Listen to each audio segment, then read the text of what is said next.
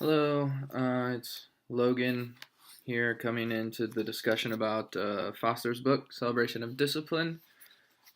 Just kind of going through the questions that we're asked to discuss for. I'm just looking at the first one, which is most compelling in the intro and why. This was what kind of set the whole premise for the book for me, and just the realness that Foster writes with. And it starts with how he used his real life story about what he calls just spiritually bankrupt, and how he was just drained. He was drained with the process of ministry. He was drained with the process of doing things he had to do and doing things the way he had to go about it. And he draws that straight into how he had read all these different books already, but he goes back to reading them, and he goes back to studying them, but he says specifically for himself. He's studying so he learns more. He's studying so it impacts him specifically. He's studying for himself, not for the congregation he's leading, but he's asking to be poured into specifically himself. And he says, with that, he said, now I read with different eyes, for daily I was working with heartbreaking, soul-crushing, gut-wrenching human need.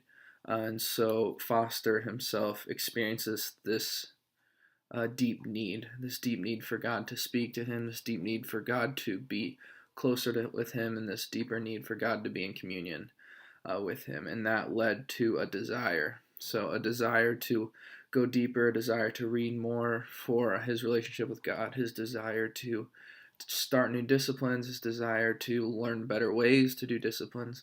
And so out of the spiritual bankruptcy, this need that God revealed to him, he decides to go deeper. And out of that need to go deeper became these disciplines, and eventually basically this book. And so I found that Foster basically hit rock bottom spiritually, and this is what brought him out of it. And now he's provided a tool to us to help us even avoid hitting the rock bottom that he did. And I just found that purposeful through his book. So the next question, most compelling through the inward disciplines. And the part that I found most beneficial, but also just reassuring to me, was how Foster, when he's talking about praying expectantly, praying to God as you know His will, praying for a moment or an instance or an action, expecting God to answer, expecting that He will do and be who He says He is. But I really loved his clarification when he talked about how what comes with that is knowing God's will. And how do we know God's will?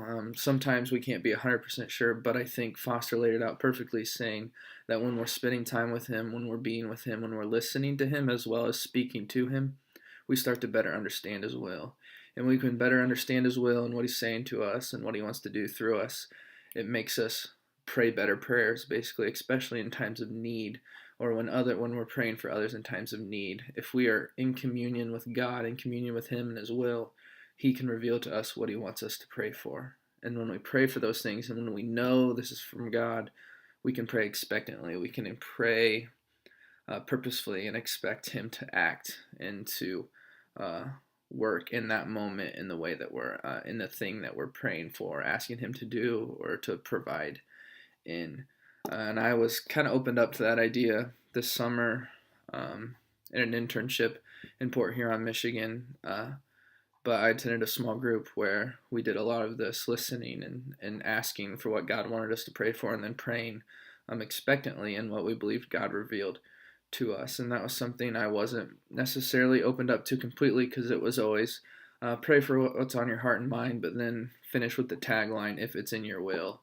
And so I just liked Foster's clarification on the idea of how we don't need to have this tagline of it's in your will when you're in God's will, when you're a part of God's will and you're learning and listening to Him in the process. And so I really liked that chapter, and just helped me kind of evaluate some of the preconceived notions or preconceived acts that I do in prayer, or habits, and just kind of noticing what I'm saying or what I'm doing.